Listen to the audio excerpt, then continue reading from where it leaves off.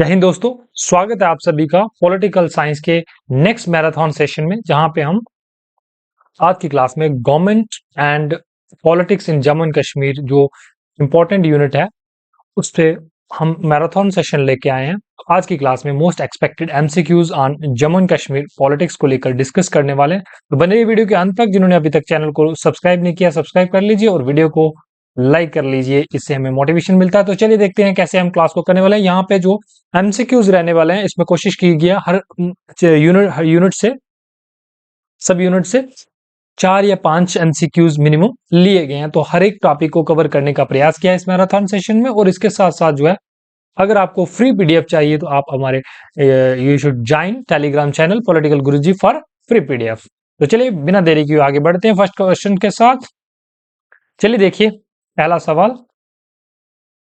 अगर वीडियो की थोड़ी सी रफ्तार आपको ज्यादा लगती है तो वीडियो को पॉज कीजिए, आराम से आंसर दीजिए और फिर नेक्स्ट प्रोसीड कीजिए। हम थोड़ा जल्दी में करेंगे क्योंकि वीडियो की लेंथ ज्यादा हो जाती है, क्योंकि कुछ सवाल इजी रहते हैं कुछ स्टूडेंट्स के लिए, क्योंकि और कुछ कोशिश कीजिए हर टॉपिक को कवर करने की, यहाँ पे ये मकसद है। और कुछ सवाल जो है इजी भी हो सकते हैं, तो जो इजी हैं वो आप जल्दी से उसको मार्क करके आगे बढ़ जाइए। चलिए, the transformation of all JNK Muslim conference into the national conference in 1938-39 primarily reflect which of the following ideology shift? जो आपको पता है, जब नेशनल कॉन्फ्रेंस जो आज पार्टी है, इसका पहले नाम हुआ करता था all Jammu and Kashmir Muslim conference. तो ये जब इसका शिफ्ट हुआ नेशनल कॉन्फ्रेंस में, तो ये क्या रिफ्लेक्ट करता है, किस आइडियोलॉजी का एक शिफ्ट आता है वहां पे? चलिए बताइए राइट आंसर कौन सा होने वाला है। तो यहाँ पे राइट आंसर रहने वाला ऑप्शन नंबर बी जो है सही है, from communal to secular politics. देखिए पहले जो नाम से ही रिफ्लेक्ट हो रहा है all Jammu and Kashmir Muslim conference, क्योंकि यहाँ पे मुस्लिम जो समाज है उसको ज्यादा फोकस किया गया था। लेकिन जब शेख अब्दुल्ला ने समझा कि हमको इसको अपनी पार्टी को और ज्यादा वास्ट लेके जाना चाहिए, तो इन्होंने जो है इसका नामकरण चेंज करके और सोशलिस्ट और सेकुलर जैसी अप्रोच को अडॉप्ट किया। द मुस्लिम कॉन्फ्रेंस जो 1932 में जो है इसका एस्टेब्लिशमेंट होता है in the interest of Kashmiri Muslims. पहले ये मुस्लिम्स इंटरेस्ट की बात करते थे, लेकिन बाद में Sheikh Abdullah influenced by Indian National Conference से इन्फ्लुएंस होकर इन्होंने जो है एक सेकुलर प्लेटफॉर्म को जम्मू एंड कश्मीर में तैयार करने की कोशिश की, कि जहां पे interest of the Hindus, Muslim, Sikhs and others should be raised. चलिए, और यहाँ पे 1938 में आकर नेशनल कॉन्फ्रेंस का जो है स्थापना होती है, मतलब नामकरण यहाँ पे नेशनल कॉन्फ्रेंस को दिया जाता है। चलिए सेकंड क्वेश्चन को देखिए। द न्यू कश्मीर मैनिफेस्टो 1944, काफी इंपॉर्टेंट क्वेश्चन है, is often described as the Magna Carta of Kashmir, which statement best explain this title? चलिए बताइए। न्यू कश्मीर मैनिफेस्टो, सबसे पहले ये सवाल याद रखिए कि 1944 में आ रहा है, इंडिपेंडेंस से पहले।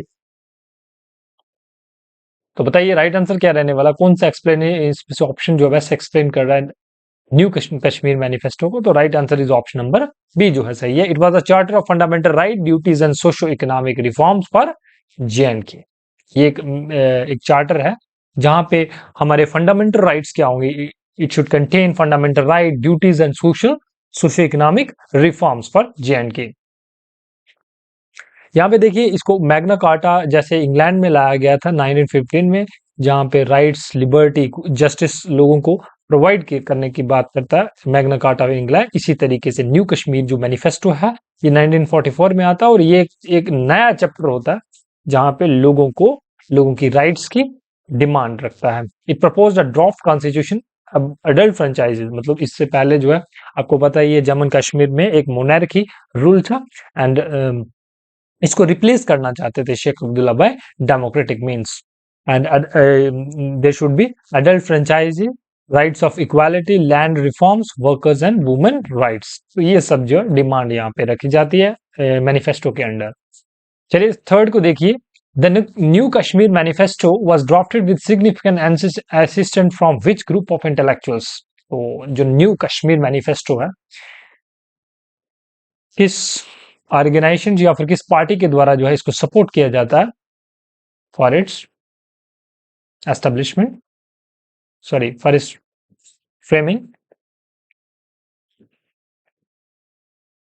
Right answer is option number B जो है सही है। कम्युनिस्ट पार्टी ऑफ इंडिया के जो मेंबर्स हैं they should support new Kashmir manifesto for its drafting.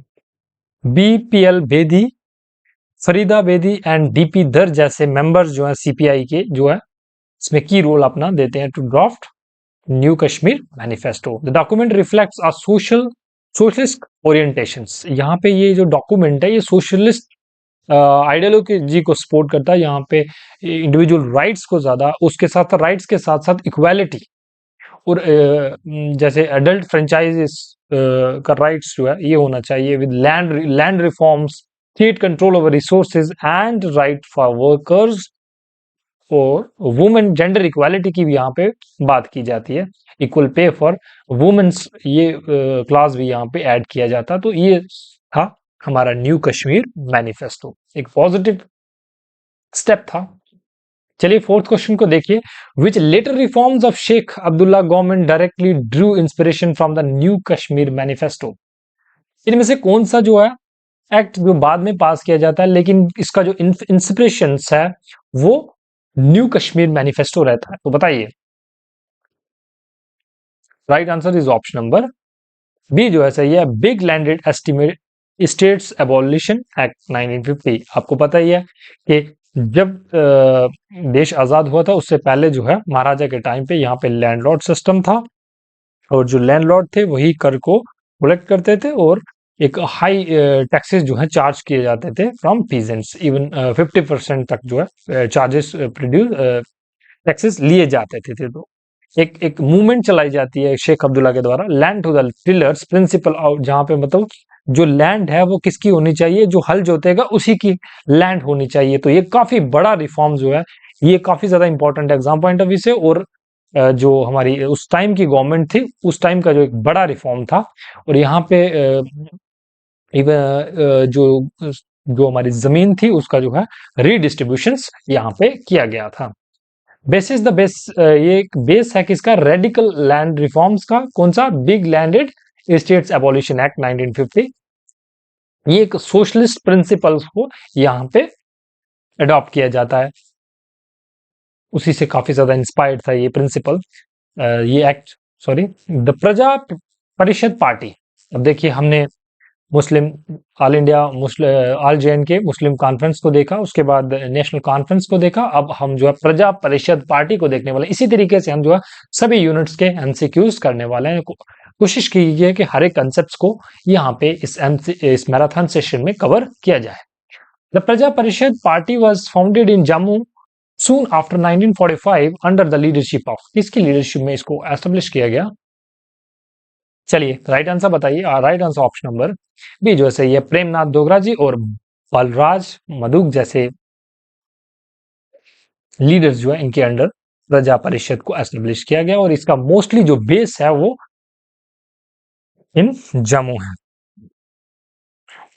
Letter जो है इसको जनसंघ में मिला दिया जाता है, जनसंघ, और जो जनसंघ जो है बाद में बीजेपी का रूप लेती है। तो ये अल्टीमेटली जो है बाद में बीजेपी में जाकर इसका मर्ज होता है।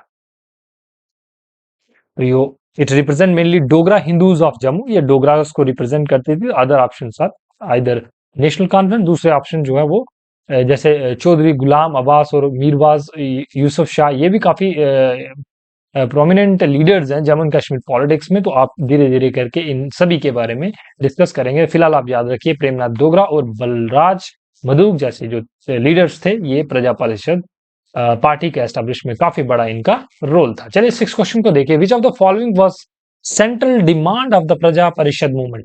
प्रजा परिषद जो मूवमेंट चलाई गई थी एक्सेप्टली इन जम्मू, तो इसका क्या मोटिव था, इसका सेंट्रल डिमांड? तो राइट आंसर क्या होने वाला है आपको पता ही है। अगर आप थोड़ा सा भी कॉमन सेंस रखते हो तो इजिली अटेम्प्ट हो सकता है ये क्वेश्चन। चलिए बी जो है सही रहने वाला है। Full integration of Jammu and Kashmir with India and abolition of article 70, जो उनकी डिमांड थी वो अभी 2019 में जाकर पूरी होती है अंडर बीजेपी गवर्नमेंट।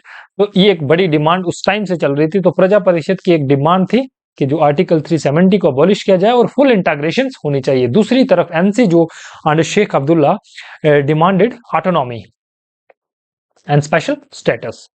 चलिए, जो Praja Parishad rejected the idea of special status, ये स्पेशल स्टेटस के आइडिया को रिजेक्ट करती है। एंड देन उनका एक इंपॉर्टेंट स्लोगन भी है, काफी इसको इसके इस स्लोगन से जो है मूवमेंट्स को एक बल मिलता था, एक विधान एक निशान एक प्रधान नहीं चलेंगे। तो ऐसा करके इसका मीनिंग है कि one constitution one flag one prime minister only. That's the important slogan given by Praja Parishad leaders at that time. चलिए, it wanted J to be like an any other Indian states, और प्रजा परिषद के लीडर चाहते थे कि जिस तरीके से बाकी इंडियन स्टेट्स हैं जिनका उनका विलय हुआ इंडिया में, इसी तरीके से जम्मू कश्मीर का भी विलय होना चाहिए भारत में, fully governed by Indian constitution. चलिए, नेक्स्ट क्वेश्चन को देखिए, which event intensified the Praja परिषद एजिटेशन इन 1952? किस मूवमेंट्स के कारण, कारण जो प्रजा परिषद का जो एजिटेशन है, जो उनका विद्रोह है, वो काफी ज्यादा बढ़ गया। एक उसको एक मतलब चिंगारी का काम किया कि कौन से इवेंट ने, तो बताइए। 1952 में, यहाँ पे डेट भी लिखी हुई है, तो डेट से भी आपको थोड़ा मालूम हो रहा होगा। हो, यहाँ पे सीधा सीधा डेट आगे लिख दीजिए। तो right answer is option number C, जो है सही रहने वाला। Delhi agreement between Nehru and Sheikh Abdullah के बीच में जो इवेंट होता है, इससे जो है, क्योंकि वहां पे एक तरफ तो जो शेख अब्दुल्ला है वो भारत के साथ उसको जो जो भारत के डेमोक्रेटिक मीन्स है उसको अपनाने की बात करते हैं, लेकिन उसी के साथ साथ भारत के साथ चलने के लिए एक तैयार होते हैं, लेकिन वो उसके साथ साथ जो है कुछ special status under article 370 demand करते हैं, और एक जो और इस जो एग्रीमेंट के तहत उनको काफी ज्यादा राइट्स भी दिए जाते हैं, और जो स्पेशल स्टेटस है उसको एनहेंस किया जाता है। तो दिल्ली एग्रीमेंट जो जुलाई 1952 में होता है, स्पेशल स्टेटस अंडर आर्टिकल 370 दिया जाता है, सेपरेट फ्लैग एंड कॉन्स्टिट्यूशन तक जो है यहाँ पे दिया जाता है। तो ये एक अलग हो गया बाकी स्टेट से। दिस डायरेक्टली कॉन्ट्राडिक्ट्स प्रजा परिषद डिमांड, ये प्रजा परिषद की जो डिमांड थी full integration, it is totally against it. That's why protest escalated. Which national leader died in detention in Kashmir during the Praja Parishad agitation in 1953? कौन से लीडर जो हैं प्रजा परिषद के वो डाइड होते हैं जेल में, giving the movement and all India character, बाद में इसको जो है ऑल इंडिया करेक्टर्स मूवमेंट देने में, मूवमेंट को रूप तैयार करने में इवेंट ने काफी ज्यादा मदद की। किस लीडर की डेथ हुई थी? चलिए बताइए। Right answer is option number B, जो है सही है, श्यामा प्रसाद मुखर्जी जी की डेथ हुई थी। और श्यामा प्रसाद मुखर्जी फाउंडर ऑफ भारतीय जनसंघ, ये भारतीय जनसंघ के फाउंडर माने जाते हैं। इंटर जे के विदाउट परमिट, देखिए उस टाइम पे एक इम्पोर्टेंट जो चीज थी कि जे में अगर आपको कहीं बाहर से आना है तो परमिट लेके आना होगा, मतलब एक किस्म से हम अलग देश में जैसे जा रहे हैं ना, इस तरीके का माहौल था यहाँ पे। तो यहाँ पे परमिट सिस्टम था। Was arrested and died in custody. इस परमिट सिस्टम को तोड़ने के लिए और इंडिया जम्मू कश्मीर का फुल इंटीग्रेशन इंडिया के साथ करने के लिए वो एक मूवमेंट चलाते हैं। तो यहाँ पे इस मूवमेंट के दौरान जो है उनकी डेथ होती है, इनको अरेस्ट कर लेते थे और कस्टडी में इनकी डेथ होती है। His death generated national outrage and gave Praja Parishad movement visibility across India. देखिए, जब ये मैराथन आप कर लोगे तो आप सिलेबस को उठा के देखोगे तो most of the topics are covered in this sessions and with detail explanations. चलिए क्वेश्चन नंबर 9 को देखिए। Praja Parishad ultimately merge with which national political organisations? इसको अल्टीमेटली किसके साथ मर्ज किया जाता है? Right answer is option number C, जो सही है, भारतीय जनसंघ के साथ। और प्रजा परिषद जो है मर्ज की जाती है भारतीय जनसंघ इन 1963 में, which later became the part of BJP in 1980। This give Jammu integration politics a national platform. जो बीजेपी की जो जम्मू कश्मीर में प्रजा परिषद के अंडर जो पॉलिटिक्स इसको it should be given national character, national voice, national platform. The instrument of accession signed by Maharaja Hari Singh on 26 October 1947 extended India jurisdiction over which subject? देखिए, 3 सब्जेक्ट्स पे बात हुई थी कि जो 3 जो सब्जेक्ट्स हैं यहाँ पे इंडियन जो गवर्नमेंट है वो, मतलब सेंट्रल गवर्नमेंट जो है वहां पे लेजिस्लेशंस जो भी पॉलिसीज है वो सेंट्रल गवर्नमेंट फ्रेम करेगी, बाकी जो सब्जेक्ट्स है उसमें जम्मू एंड कश्मीर जो स्टेट लेजिस्लेटिव असेंबली होगी उसके द्वारा बनाए जाएंगे। और देखिए बताइए कौन से टॉपिक 3 थे जहां पे एक एग्रीमेंट साइन हुआ था, सॉरी एग्रीमेंट ऑफ जो इंस्ट्रूमेंट्स ऑफ असेशन साइन हुआ था। तो right answer is option number A जो सही है, defence, communication and external affairs. In 3 जो सब्जेक्ट्स हैं इनको छोड़कर बाकी जो है जम्मू एंड कश्मीर को की जो सरकार होगी उसी का राइट होगा frame policies and programs. In all other matters, J&K retain autonomy, which later form the basis of Article 370. जो Article 370 का बेसिस बना। क्या आप मुझे बताइए कि जब आर्टिकल 370 के अंडर ये जब इंस्ट्रूमेंट असेशन साइन हुआ था, क्या J&K के पास इतनी पावर थी? नहीं, ये धीरे धीरे करके जब आप 1952 का जो एग्रीमेंट देखोगे शेख अब्दुल्ला एंड बिटवीन पंडित नेहरू, तब जो है J&K को काफी ज्यादा जो है ऑटोनॉमी दी जाती है और आर्टिकल 370 को स्ट्रेंथन किया जाता है। लेकिन बाद में क्योंकि ये तब जो है एक मतलब प्रेसिडेंशियल ऑर्डर के तहत आया था, तो उसके बाद जो है जो धीरे धीरे करके इसको वापस भी जो है इरोड किया गया थ्रू प्रेसिडेंशियल ऑर्डर। बाद में जो है पहले इमरजेंसी प्रोविंस यहाँ पे लागू नहीं होते थे, फंडामेंटल राइट्स लागू नहीं होते थे, लेकिन धीरे धीरे करके इन सब चीजों को लागू किया गया और जो परमिट सिस्टम है उसको खत्म किया गया धीरे धीरे, और सारी चीजें जो है वो करके जो है आर्टिकल 370 को काफी ज्यादा कमजोर किया जाता और फाइनली जो है वो रिमूव किया जाता है 2019 में। Who accepted the instrument of accession of J&K with the condition that it should be ratified by the people of the state once law and order was restored? अगर आपने हमारा टेलीग्राम चैनल नहीं join किया, वो Telegram channel political गुरुजी के नाम से उसको ज्वाइन कर सकते हैं। वहां पे इस जो क्लास की पीडीएफ है वहां पे फ्रीली प्रोवाइड करा दी जाएगी। चलिए बताइए, who accepted the instrument of accession of J&K with the condition that it should be ratified by the people of state once law and order was restored? किसके द्वारा अडॉप्ट किया जाता है इंस्ट्रूमेंट एक्सेप्शन को, एक्सेप्ट किया जाता है, स्वीकार किया जाता है कि जब नॉर्मल कंडीशंस हो जाएंगी तो पीपल से इसको रेक्टिफाई किया जाएगा।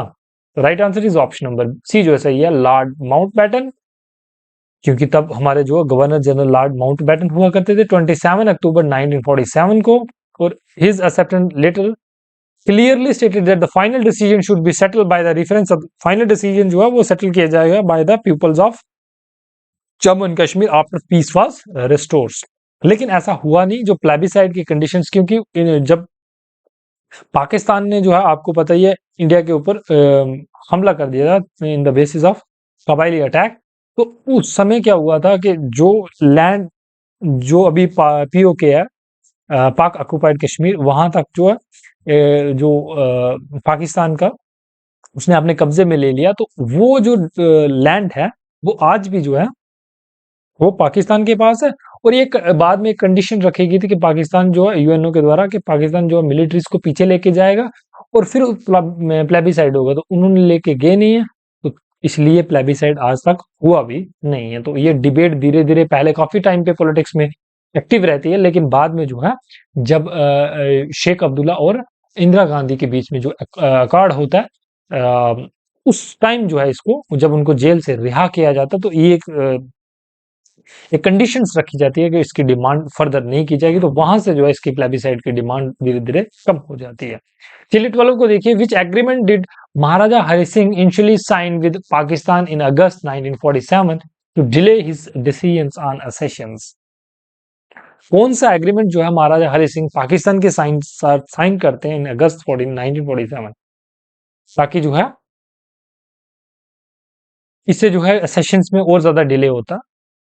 चलिए right answer is option number C जो सही है, स्टैंड स्टिल एग्रीमेंट। मतलब महाराजा कहते थे कि हम ना मैं पाकिस्तान के साथ जाना चाहता हूँ और ना मैं भारत के साथ, और मैं जम्मू एंड कश्मीर को एक आजाद राज्य रखना चाहता हूँ।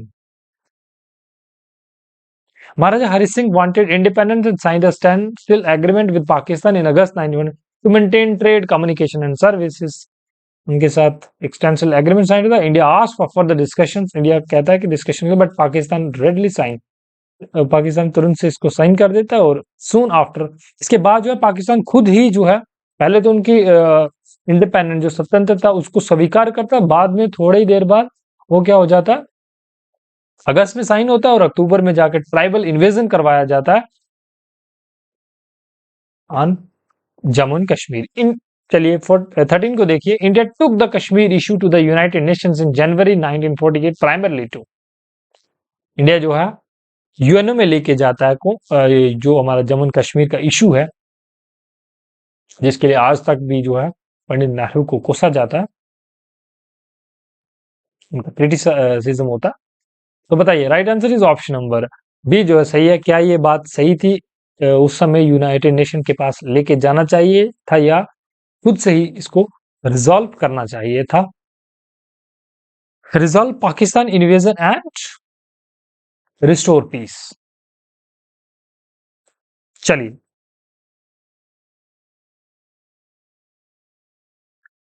क्यों लेके क्या इंडिया टुक का कश्मीर इशू लेके गए थे, ताकि जो है जो पाकिस्तान की इन्वेजन हुई है उसको उसके खिलाफ आवाज उठाई जाए, और पाकिस्तान जो अपनी मिलिट्री ट्रूप्स का जहां तक वो पीओके में उसने अपना कब्जा जमा लिया उसको पीछे लेके जाए और शांति को फिर से बहाल किया जाए। India's referral to the UN Security Council को रेफर करता है, was highlighted Pakistan role in aiding tribal raiders, the United Nation pass resolution calling for, Pakistan को ये निर्देश दिए जाते हैं कि Pakistan should withdraw tribes forces and India to reduce troops, India भी रिड्यूस करेगा ट्रूप्स को और प्लेबिसाइड किया जाएगा अंडर यूएन सुपरविजन। तो ऐसा हुआ नहीं। The plebiscite never happen as the Pakistan did not vacate its occupied area, Pakistan ने कभी वो एरिया खाली नहीं किया, इसलिए प्लेबिसाइड नहीं हुआ। Who is regarded as the chief architect of Article 370 in the Constituent Assembly of India? Chief architect of 370 किसको माना जाता है? Right answer is option number B जो है सही है, एन गोपाला स्वामी अयंगर, जो हमारे आपको याद होगा जो हमारी ड्राफ्टिंग कमेटी थी उसके एक अहम सदस्य थे, a close associate of Nehru, जिनका नेहरू के साथ एक अच्छा संबंध था, ड्राफ्टेड एंड इंट्रोड्यूस आर्टिकल 370, जिन्होंने आर्टिकल 370 को ड्राफ्ट किया और इंट्रोड्यूस कराया। अंबेडकर जो है वो अपोज करते थे स्पेशल ट्रीटमेंट को। उसके बाद जो Sheikh Abdullah supported special status but was not a member of, वो मेंबर नहीं थे इंडियन कॉन्स्टिट्यूएंट असेंबली के। तो एन गोपाल स्वामी अयंगर याद रखिए, काफी इंपॉर्टेंट नाम है जेएन के पॉलिटिक्स के संबंधित। Article 35A of the Indian constitution 1954 ये एक प्रेसिडेंशियल ऑर्डर के तहत आता है, एम्पावर्ड द, जब देखिए आर्टिकल 370 को हटाया जाता तो बीजेपी का एक बड़ा आर्गुमेंट एक बड़ा उनका एक पक्ष तर्क था, रीजन दिया जाता था कि जैसे 35A को या स्पेशल स्टेटस को लाया जाता है उसी तरीके से प्रेसिडेंशियल ऑर्डर से 35A को रिमूव भी किया गया है, या आर्टिकल 370 को जो स्पेशल स्टेटस उसको रिमूव किया गया। Article 35A of the Indian constitution 1954 empowered the JNK legislature, ये जेएनके लेजिस्लेचर को एम्पावर करता है। चलिए बताइए, right answer is option number A जो सही है, define permanent residence and provide them special rights, जो हमारा पीआरसी है, परमानेंट रेजिडेंस सर्टिफिकेट है, तो ये जो है हमें 35 के अंडर दिया जाता है और ये हमें स्पेशल स्टेटस देता है कि जो जम्मू एंड कश्मीर के रहने वाले लोग हैं यही यहाँ के नागरिक होंगे, बाहर से जो भी आए हुए उनको नागरिकता नहीं दी जाएगी। इंडियन सिटीजनशिप होने के साथ साथ जेएनके की नागरिकता भी होगी, तो ड्यूल सिटीजनशिप यहाँ पे आर्टिकल 370 के अंडर दी जाती है। Added by presidential order of 1954, Article 35 impart JNK legislation. Define permanent residence. Definitions दी जाती है, provide special status in land ownership, jobs और scholarship में जो है एक special rights दिया जाता है। बाहर के लोग यहाँ पे आकर जॉब नहीं ले सकते, यहाँ पे लैंड्स जमीन को खरीद नहीं सकते, और स्कॉलरशिप जैसी अदर जो स्कीम्स है वो special specially given to the citizenship of J N K. और ये वुमेन्स और आउटसाइडर के लिए डिस्क्रिमिनेशन का काम करता है, और क्योंकि आगे पढ़ोगे आप वुमेन्स के साथ ऐसा क्यों हो रहा था डिस्क्रिमिनेशन। चलिए 16 को देखिए, under article 370 which body recommendations was mandatory for abrogations of the article before 2019। देखिए कि रिकमेंडेशंस किस बॉडी की जो है नेसेसरी थी अंडर आर्टिकल 370, जब इसको हटाया गया, इसको आर्टिकल 370 को। तो right answer is option number C जो सही है। जेएनके कॉन्स्टिट्यूएंट असेंबली वर्ड वहां पे लिखा हुआ था, तो उस कॉन्स्टिट्यूएंट असेंबली वर्ड को जो है रिप्लेस किया जाता है किसके साथ? जेएनके लेजिस्लेटिव असेंबली के साथ। पहले इस चीज को चेंज किया जाता है, अमेंड किया जाता है, और उसके बाद जो है, क्योंकि लेजिस्लेटिव असेंबली तो उस टाइम थी नहीं, तो गवर्नर के पास लेफ्टिनेंट गवर्नर, तो उसी की जो है गवर्नर की पावर को यूज करके जो है इसको हटाया जाता है, तब गवर्नर की पावर को यूज किया जाता है। After the JNK constituent assembly dissolve in 1957, constituent assembly का काम था कॉन्स्टिट्यूशंस को फ्रेम करना, तो जब उसका फ्रेमिंग कंप्लीट हो जाता है, उसका एनेक्टमेंट हो जाता है, तो कॉन्स्टिट्यूएंट असेंबली को डिसॉल्व कर दिया जाता है। The question of its abrogation became complicated until 2019 तक ये क्वेश्चंस काफी कॉम्प्लिकेटेड बनने लगा, क्योंकि वर्ड जो कॉन्स्टिट्यूएंट असेंबली तो है ही नहीं है। तो पहले इसको स्टडी किया गया कि कॉन्स्टिट्यूएंट असेंबली को कैसे हटाना, पहले इसमें संशोधन लाया गया, फिर उसके बाद जो है आगे प्रोसीड किया गया। 17 को देखिए, the Delhi agreement 1952 between Nehru and Sheikh Abdullah lead to which of the following, ये किसकी ओर लेके जाता है दिल्ली एग्रीमेंट? इनमें से कौन सा उसका फीचर है? तो right answer is option number B जो सही है। J N K have its own prime minister and Sadar Riyasat. JNK का अपना एक प्राइम मिनिस्टर होगा एंड सदर रियासत होगा। चलिए, ये दिल्ली एग्रीमेंट के अंडर आता है।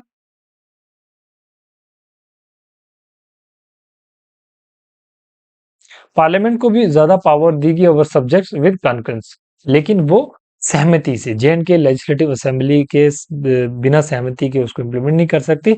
It strengthen special status rather than removing it, इसने स्पेशल स्टेटस को स्ट्रेंथन किया, ना कि इसको रिमूव करने की कोशिश की। 18 को देखिए, which of the following best explain the criticism of article 35A। 35A का इसमें से क्रिटिसिज्म क्या है? तो right answer is option number B जो सही है। Discriminate against women and outsider. कैसे? देखिए, आउटसाइडर जो है यहाँ पे आके जॉब नहीं ले सकते, यहाँ पे आके जमीन नहीं ले सकते, इसलिए डिस्क्रिमिनेटरी है। और वुमेन्स, अगर ये जम्मू एंड कश्मीर की रहने वाली कोई लड़की बाहर किसी आउट ऑफ द स्टेट अगर शादी करती है, तो उसकी जो नागरिकता है वो छीन ली जाती है थी। If a women married outside, she lost property rights and citizenship. Outsider were denied land ownership, government jobs and scholarship. तो ये इसलिए जो है एक डिस्क्रिमिनेटरी था और इसको क्रिटिसाइज किया जाता था। Which constitutional provision was used in August 2019 to abrogate article 370? किसका यूज किया जाता है, कौन से आर्टिकल का? I think right answer is option number C जो है वो सही रहने वाला। आर्टिकल 373 जो है वो प्रेसिडेंशियल ऑर्डर के द्वारा जो है, जहां पे प्रेसिडेंट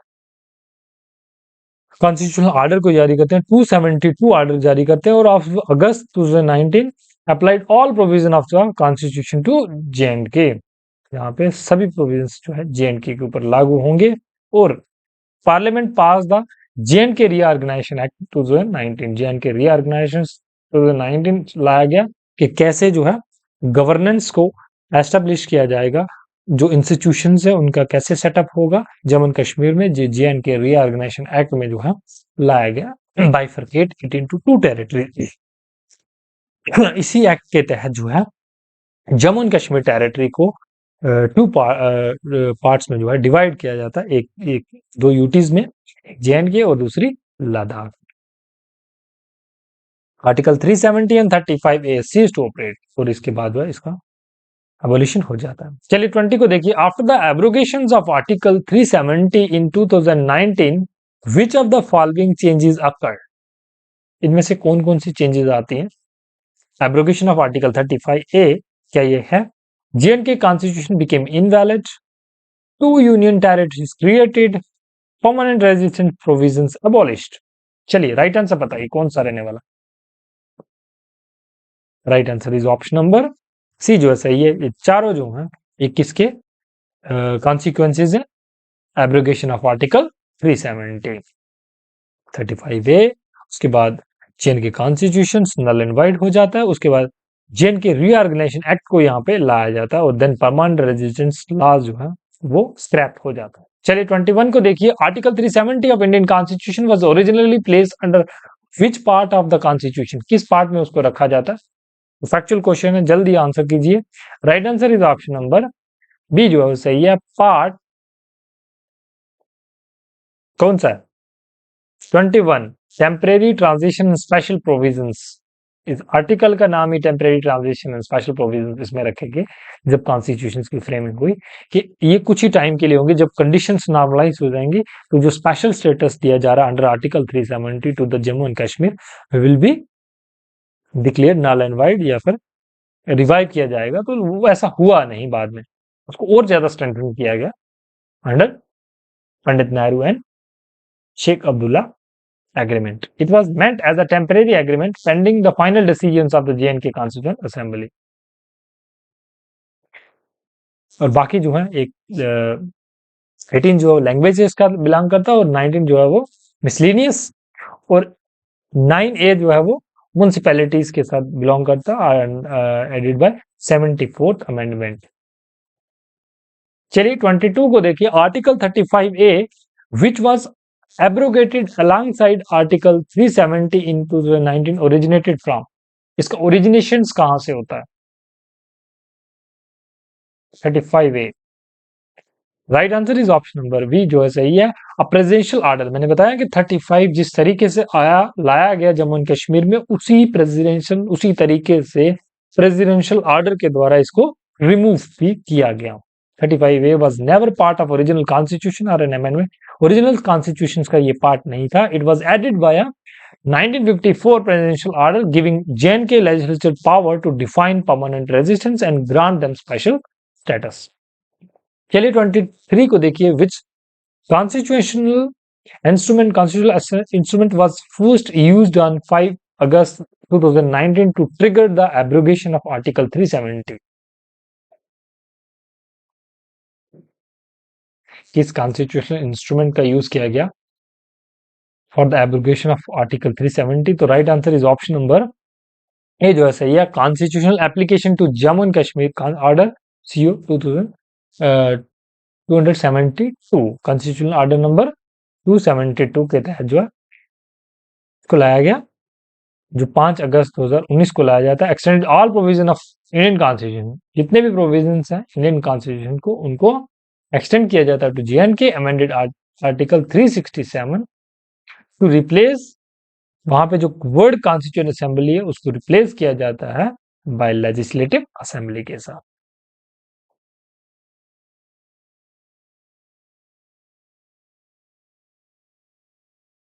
और जो 273 कॉन्स्टिट्यूशनल ऑर्डर है फॉर्मली डिक्लेयर आर्टिकल 370 इनऑपरेटिव, उसको डिक्लेयर करता है। और जो 104 अमेंडमेंट यहाँ पे डिस्कस की है was about Anglo Indian representations. चलिए 24 को देखिए, the Jammu and Kashmir reorganisation act 2019 came into force on which of the following dates, किस डेट में इसको लागू किया जाता है? एनफोर्समेंट जो इसकी डेट है, right answer is option number C 31 अक्टूबर 2019 को इसको लाया जाता है। और 31 अक्टूबर को ही क्यों चुना जाता है? क्योंकि इस दिन बर्थ एनिवर्सरी होती है सरदार वल्लभ भाई पटेल की। और सरदार वल्लभ भाई पटेल जिन्होंने पूरे भारत में जो है इंटीग्रेशन का काम किया, देखिए उस टाइम 556 जो प्रिंसली स्टेट्स थी उनको उनका भारत में विलय करवाया, तो इसके लिए इनका काफी बड़ा रोल है, इसलिए इनकी बर्थ एनिवर्सरी पर इनको ट्रिब्यूट दिया गया जम्मू एंड कश्मीर का फाइनली विलय करा के भारत में।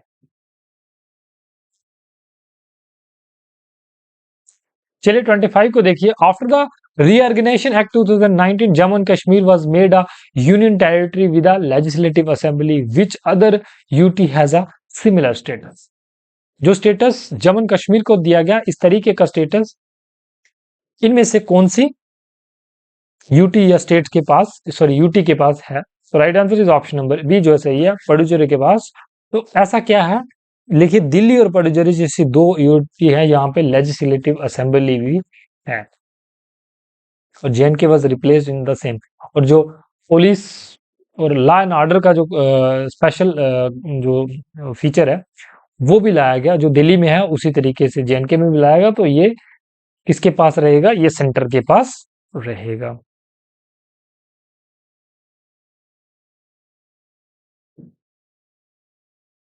तो लद्दाख यूटी जो है विदाउट असेंबली के बनाई जाती है। चलिए 26 को देखिए, what is the maximum strength of legislative assembly of the union territory of Jammu and Kashmir as provided under the act.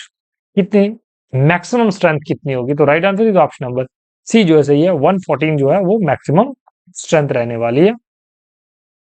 The act fix the maximum strength of the assembly at 114 of which 24 seats remain vacant for 24 seat जो है वो खाली रहेंगी, जो Pakistan occupied Kashmir है उसके लिए जो है 24 सीट्स जो है खाली रहने वाली हैं।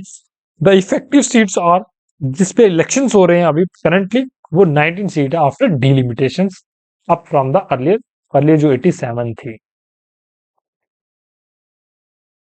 देखिए लद्दाख अलग हो गया तो उसके बाद जो हमारे पास 83 सीट बच जाती हैं, लेकिन बाद में जो है डिलिमिटेशन कमीशंस के तहत जो है 7 सीट्स जो है एडिट की जाती हैं, और 6 जो है जम्मू में, एक कश्मीर में, और कश्मीर की टोटल पहले थी 46, अब हो गई है 47, और जम्मू की टोटल अभी है 43। ये भी आप याद रखिए। चलिए 27 को देखिए, which of the following statements about the high court under the reorganisation act 2019 is correct. इनमें से कौन सी स्टेटमेंट सही है। चलिए राइट आंसर बताइए। Right answer option number B जो है सही है, both UT share a common high court. देखिए high UT of Ladakh and UT of Jammu and Kashmir have common high court. अब जो है सुप्रीम कोर्ट की जो यूरिसडिक्शन है वो फुली एक्सटेंडेड के कराएगी जम्मू एंड कश्मीर। चलिए 28 को देखिए, how many Lok Sabha seats were allocated after the bifurcation of the state into the two UTs. तो कितनी कितनी सीट देगी लोकसभा के लिए। राइट आंसर क्या रहने वाला, ऑप्शन नंबर बी जो है सही है, 5 from J and K and 1 from Ladakh. ठीक है, the act reallocate seats as follows. 5 जो है जेएनके को दी जाती है, 1 जो है वो, और जो राज्यसभा की सीट्स होंगी वो सिर्फ जम्मू एंड कश्मीर यूटी को दी जाती है, लद्दाख से कोई सीट नहीं है। और जम्मू एंड कश्मीर से कितनी सीट्स हैं ये आप मुझे कमेंट सेक्शन में बताइए कि राज्यसभा के लिए कितने एमपीज होंगे फ्रॉम जम्मू एंड कश्मीर। चलिए बताइए, अभी वीडियो को पॉज कीजिए और नीचे कमेंट सेक्शन में मुझे टाइप करके बताइए, इससे आपका थोड़ा होमवर्क भी हो जाएगा। चलिए 29 देखिए, which of the following provisions was unique to the Delhi agreement.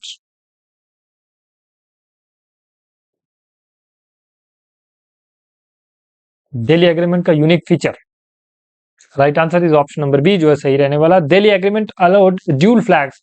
यहाँ पे दो जम्मू एंड कश्मीर का खुद का फ्लैग होगा इंडियन फ्लैग के साथ साथ, और एक सेपरेट जेएनके स्टैग होना, ये एक मतलब एक यूनिक फीचर था उस समय।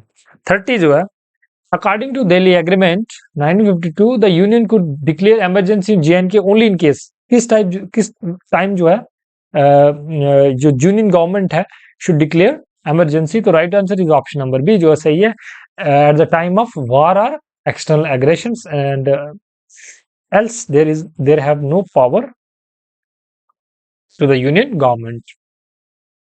नेशनल इंटरनल डिस्टर्बेंस के टाइम, फाइनेंशियल क्राइसिस के टाइम, और फेलियर्स ऑफ कंस्टिट्यूशन। लेकिन धीरे धीरे बाद में थ्रू प्रेसिडेंशियल ऑर्डर इनको जो है लागू किया जाता है, लेकिन स्टार्टिंग में जब दिल्ली एग्रीमेंट हुआ था तब यही क्लास था कि सिर्फ वार और एक्सटर्नल एग्रेशन के टाइम जो है इंप्लीमेंट होगा। 31 को देखिए, which of the following statements about citizenship under the Delhi agreement is correct.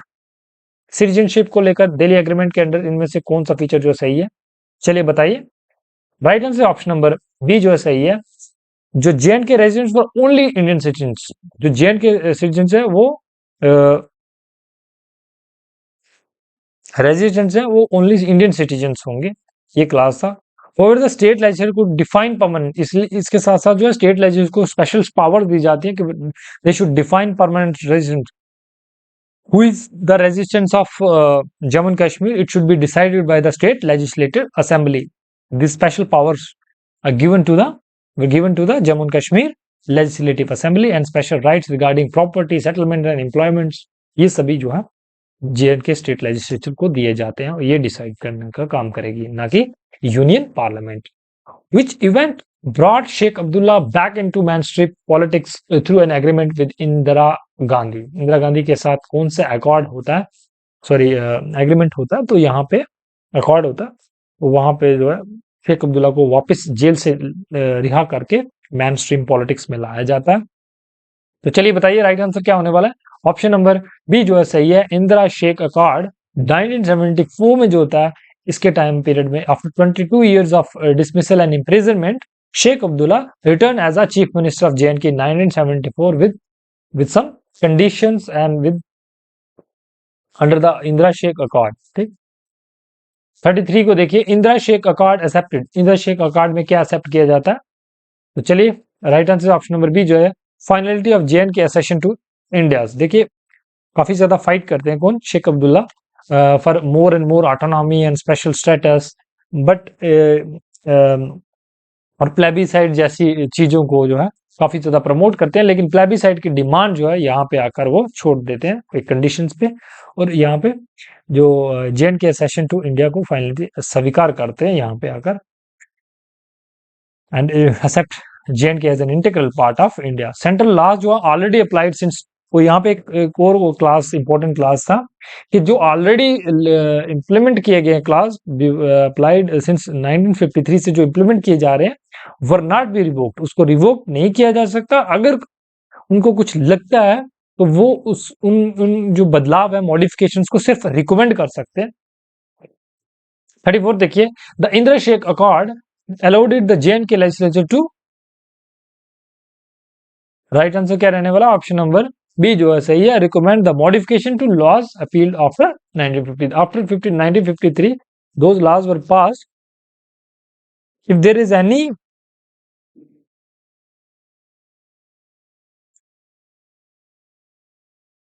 clause need to be changed, then recommendations should be given to the central government.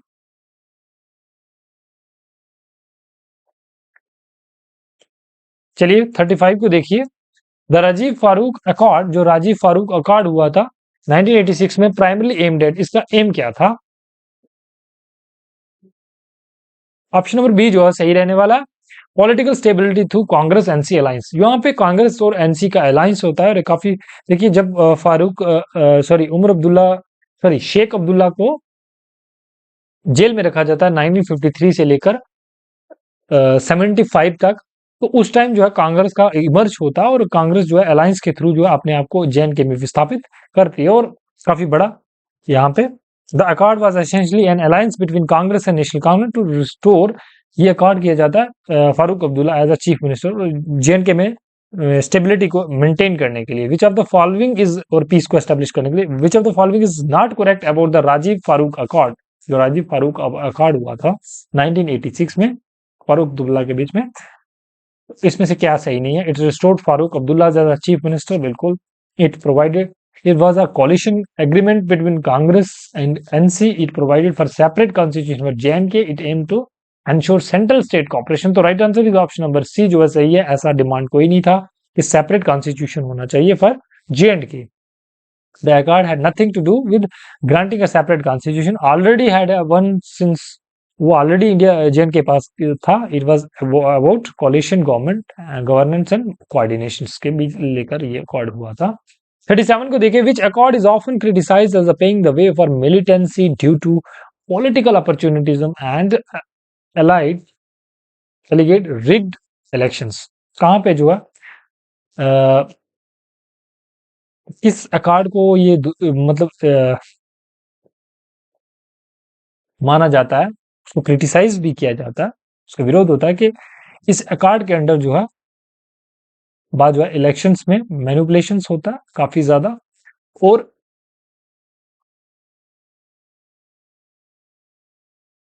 Right answer क्या रहने वाला? Option number C जो है सही है. Rajiv Farooq accord जो है assembly election जो है lead to 1987 assembly election fought jointly by Congress और एनसी के द्वारा मिलकर लड़े जाते हैं। और यहाँ पे क्या होता है, एक माल प्रैक्टिसेस होती हैं किसमें, इलेक्शन के टाइम, वोटिंग के टाइम। तो इससे जो है काफी ज्यादा युवा जो है कश्मीर में नाराज हो जाता है और एक मिलिटेंसी की राह पे चल पड़ता है। तो जो वन ऑनसेट ऑफ जो 1987 में मिलिटेंसी का जमन कश्मीर में होता है, तो एक बड़ा कारण रहता है 38। और यही बाद में जो है पहले सरकार के खिलाफ मिलिटेंसी का रूप धारण होता है और बाद में वो जो है हमारे जो रिलीजियंस के बीच में जो है टकराव हो जाता है। क्योंकि जब आदमी गलत राह पे चल पड़ता है तो फिर वो, क्योंकि उसने फिर काफी ज्यादा वायलेंस का रूप ले लिया। और कश्मीरी पंडित जैसे जो नरसंहार हुआ 1990 में, वो आपने सुना ही होगा। तो कैसे उनको शिफ्ट करना पड़ा और वो काफी ज्यादा जो कश्मीरी माइग्रेंट्स हैं वो जम्मू और अदर स्टेट्स में, दिल्ली जैसे स्टेट्स में रहते हैं। Match the following card with their outcome. तो यहाँ पे देखिए चिंगारी कहाँ से उठी थी, malpractices of the government in the voting time. 38 को देखिए, match the following card with their outcome. आपने अकॉर्ड को उसके जो आउटकम के साथ मैच करना। Delhi agreement, I think second, Sadar Riyasat and dual flag, Indira Sheikh accord, Sheikh Abdullah returned as a CM in 1975 and Rajiv Farooq Abdullah restored as a CM. So I think one is correct. Yes. चलिए 39 को देखिए, which part of the Indian Constitution was extended to Jammu and Kashmir by the 1954 presidential order? किसको extend किया जाता Jammu and Kashmir, इससे पहले Jammu and Kashmir में लागू नहीं था। तो right answer is option number B जो सही है, फंडामेंटल राइट्स को जो है और डायरेक्टिव प्रिंसिपल्स को इंप्लीमेंट करा जाए, इनको एक्सटेंड किया जाता विद सर्टेन मॉडिफिकेशंस। चलिए 40 को देखिए, the presidential order of 1954 allowed Jammu and Kashmir to have, 54 का ऑर्डर क्या अलाउ करता है, to have, right answer is option number A जो है सही है, separate constitution and separate flag. चलिए 41 को देखिए, the presidential order of 1958 was mainly related to, किसके साथ रिलेट करता है, right answer is option number B जो है सही है, 1958 का। पहले हमने 54 के ऑर्डर को देखा, अब 58 के ऑर्डर को देख रहे हैं। यहाँ पे जो है जो security and policing powers of the union है उसको एक्सटेंड किया गया था to the in Jammu and Kashmir. ठीक है, यहाँ पे इन्वेस्टिगेशन पावर अंडर सीबीआई का जुरिडिक्शन को उसको एक्सटेंड किया गया। आर्म फोर्सेस स्पेशल पावर जो आप सफा है उसको एक्सटेंड किया गया to Jammu and Kashmir. Strength internal security control, जो इंटरनल सिक्योरिटी कंट्रोल को एनहांस करने के लिए ये लाया जाता है कौन सा ऑर्डर, 1958 का। अब 65 का देखिए, काफी इंपॉर्टेंट फीचर है इसमें भी एक, the presidential order of 1965 made which major changes in JNK politics structure. तो right answer is option number A जो है वो सही है, सदर रियासत वाज रिप्लेस्ड बाय गवर्नर, और जो पीएम है उसको रिप्लेस बाय सीएम।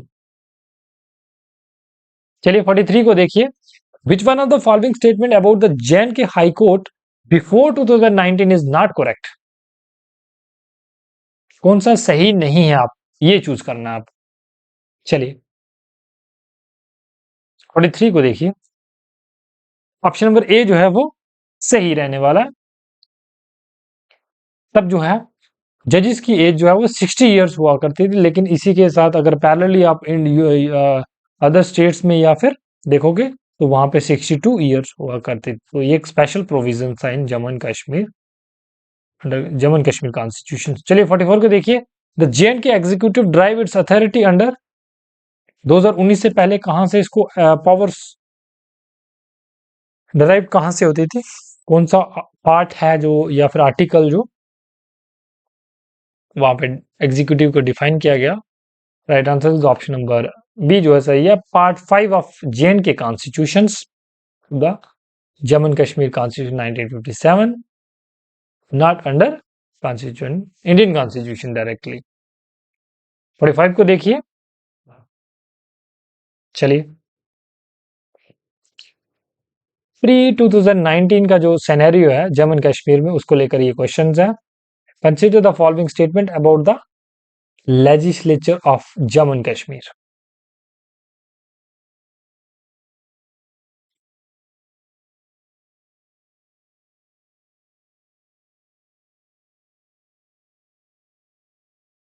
करेक्ट कौन सा इनमें से? Right answer is option number A जो है वो सही रहने वाला। 1 एंड 3 जो है सही है। It had exclusive power to define, हाँ, परमानेंट रेजिस्टेंस और द राइट्स टू है। It could amend the Indian, no ऐसा नहीं है, इंडियन कॉन्स्टिट्यूशन को अमेंड नहीं कर सकता।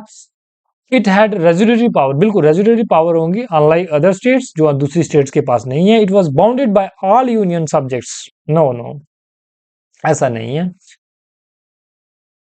सिर्फ डिफेंस, फॉरेन अफेयर्स और कम्युनिकेशंस के तहत बाउंड है, बाकी नहीं। 46 को देखिए।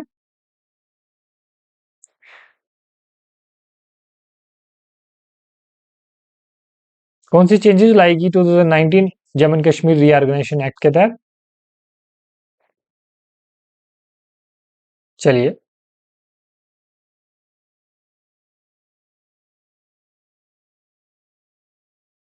Right answer is option number D जो है सही है। 1, 3 एंड 4 सेकंड नहीं रहने वाला। क्यों? क्योंकि लेजिस्लेटिव काउंसिल को रिटेन नहीं किया गया, इसको एबॉलिश कर दिया गया under article 2019 JNK reorganisation act. Tenure तो आपको पता है रिड्यूस किया गया, उसके बाद लेजिस्लेटिव काउंसिल को अबॉलिश कर दिया गया। हाई कोर्ट के जो जजेस की जो रिटायरमेंट एज है वो 62 तक लेके जाते हैं, और उसके साथ साथ governor was replace by lieutenant governor. Identify the correct matched pair regarding judiciary in J&K pre 2019। Judiciary को लेकर क्वेश्चन है, करेक्टली मैच पेयर जो है वो आपको फाइंड आउट करना है। चलिए राइट आंसर बताइए। ऑप्शन नंबर बी जो है वो सही है। सुप्रीम कोर्ट जुरिडिक्शंस जो है वो एक्सटेंड की जाती है वाया प्रेसिडेंशियल आर्डर। ऐसी जुरिडिक्शन जो है supreme court gradually extended to, पहले नहीं थी, वो उसको इंप्लीमेंट किया जाता है। High court writs power limited only to the applicable fundamental rights, कुछ ही राइट्स तक जो है एप्लीकेबल थी, लेकिन जब आर्टिकल हटा दिया जाता है 370, एब्रोगेशन ऑफ आर्टिकल 370, उसके बाद जो है सेम सिमिलर पावर हो जाती है as like other high courts in the India. HC जजेस appointed by president of India. HC के जजेस को कौन अपॉइंट करता है? कौन करता था? प्रेसिडेंट ऑफ इंडिया करते थे, ना कि गवर्नर करते थे। और जो मैंडामस जो रिट है can't be issued against legislature, ये लेजिस्लेचर के अगेंस्ट नहीं हो सकती थी। चलिए 48 को बताइए। After abrogation of article 317 2019 which of the following changes in legislature, executive and judiciary correct? कौन सा इनमें से सही है? Right answer is option number A जो है वो सही है। 1, 2 एंड 3, क्योंकि लास्ट रेजुलेटरी पावर जो है वो छीन ली जाती है। High court gain full jurisdiction, हाँ बिल्कुल। और permanent resistance concept was abolish, जो परमानेंट पीआरसी जो है उसको एबॉलिश किया जाता है। JNK legislature can amend Indian, no ऐसा नहीं है, इंडियन कॉन्स्टिट्यूशन को अमेंड नहीं कर सकती है। चलिए नेक्स्ट प्रोसीड करिए। 49 को देखिए। Which of the following statement about executive in JNK pre 1965 is correct?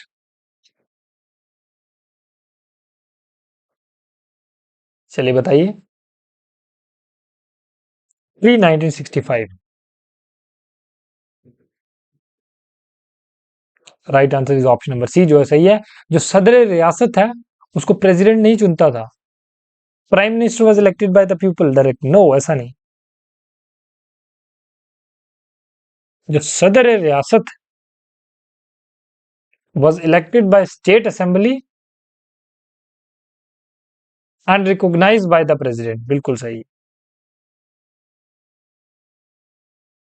सदर रियासत को elected by state assembly and then recognised by the president. Symbolic autonomy जिसके पास थी। Prime minister was head of council of minister, उसको directly people नहीं चुनते थे, जैसे आज भी सीएम को डायरेक्टली लोग नहीं चुनते हैं, वो जो लार्जेस्ट पार्टी का लीडर होगा उसी को बनाया जाता है, उसको सीएम बनाया जाता है। Prime minister was head of the council of minister chosen from assembly majority, ताकि डायरेक्टली पीपल से। आज भी ऐसा प्रोविजन है, कंफ्यूज नहीं होना यहाँ पे। 50 देखिए। In the first ever district development council, काफी इंपॉर्टेंट क्वेश्चन है, इलेक्शन 2020 इन जे.एंड.के, बताइए राइट आंसर क्या रहने वाला? ऑप्शन नंबर कौन सा सही है? डीडीसी को लेकर देखिए, फर्स्ट टाइम हिस्ट्री में डीडीसी के चुनाव होते हैं, कहां पे? जम्मू एंड कश्मीर में 2020 आफ्टर एब्रोगेशन ऑफ आर्टिकल 370, और ईच डिस्ट्रिक्ट को 14 मेंबर्स जो है वो 14 सीट्स रखी जाती हैं किसकी, डिस्ट्रिक्ट डेवलपमेंट काउंसिल की।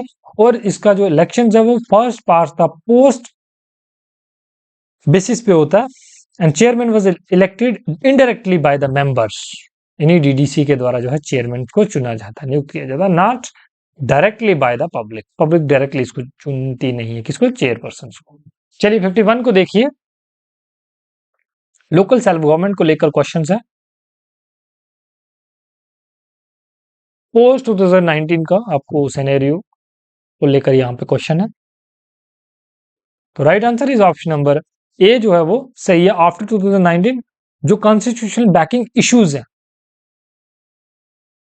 Absence of constitutional banking for panchayat Raj institution, नहीं रिजॉल्व, ये रिजॉल्व की जाती है, but security threats, bureaucratic control and low urban turnout remain, ये अभी भी रिमेन एंड एज इम्पैक्ट है, ये भी बना हुआ। लेकिन जो कॉन्स्टिट्यूशनल बैकिंग है इसकी लोकल सेल्फ गवर्नमेंट की, क्योंकि 73rd और 74th जो कॉन्स्टिट्यूशनल अमेंडमेंट है लोकल सेल्फ गवर्नमेंट को लेकर, उसको इंप्लीमेंट किया जाता है, फुली एक्सटेंड किया जाता है जम्मू कश्मीर में। चलिए post 2019 which of the following provision of the Indian Constitution were extended to J&K for local self government? चलिए अभी मैंने डिस्कस कर दिया, तो right answer is option number D जो है, ये सभी जो है इन्हें एक्सटेंड किए जाते हैं, पार्ट 9 ए को भी, और 73rd अमेंडमेंट 1992 और 7, क्योंकि ये उसी के तो अंडर आते हैं। तो चलिए राइट आंसर अभी क्या रहने वाला, ये सभी जो है सही है। चलिए 53 को बताइए,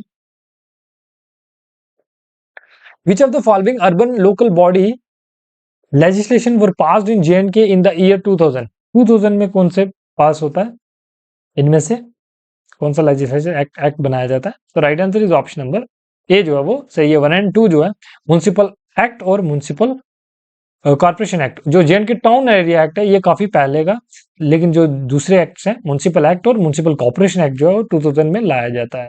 इसी तरीके से पंचायती राज एक्ट भी आता है, वो कब आता है अभी हम डिस्कस करते हैं। Match the following correctly, order on both sides. चलिए बताइए, लोकल सेल्फ गवर्नमेंट को लेकर क्वेश्चन है, कौन सा सही रहने वाला? वीडियो को पॉज कीजिए और आराम से आंसर दीजिए। राइट आंसर रहने वाला ऑप्शन नंबर बी जो है वो सही है। बी क्या कहता है, ए का थर्ड है, हल्का panchayat directly elected rural body, मतलब डायरेक्टली लोगों के द्वारा चुनी जाती है, जो पंची सरपंचिस के इलेक्शंस होंगे। उसके बाद बी का 1 है, मतलब ब्लॉक डेवलपमेंट काउंसिल जो है वो कोऑर्डिनेशन, ये ब्लॉक लेवल पे कोऑर्डिनेशन का काम करेगी। And then district planning and development board जो प्री 2019 के पहले हुआ करता था, इसको डीडीसी से रिप्लेस किया गया, डेवलपमेंट काउंसिल के द्वारा रिप्लेस किया गया। तो इसका जो है कैसे चुनाव होता था, ये डिस्ट्रिक्ट लेवल प्लानिंग एक बॉडी थी।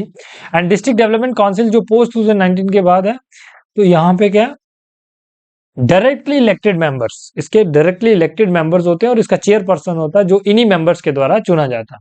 आई होप आपको समझ आएगा, क्योंकि काफी बड़ा स्टेप है लोकल सेल्फ गवर्नमेंट को लेकर जो डीडीसी का, तो यहां से क्वेश्चन फ्रेम होने के काफी हाई चांसेस है। चलिए 55 को देखिए, match the following phrases with their dominant political configuration in J&K। आपको फेस देखना और उसका जो कॉन्फ़िगरेशन है उसको देखना है, उसको मैच करना। चलिए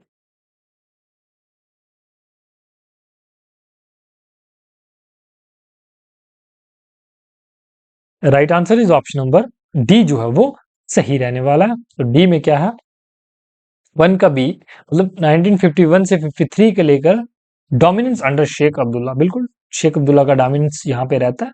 और काफी चीजें जो है आर्टिकल 370 को special under special status achieve करना, ये सारी बातें जो है यहाँ पे होती हैं। और उसके बाद जो है 1953 से लेकर 1965 तक क्या होता है,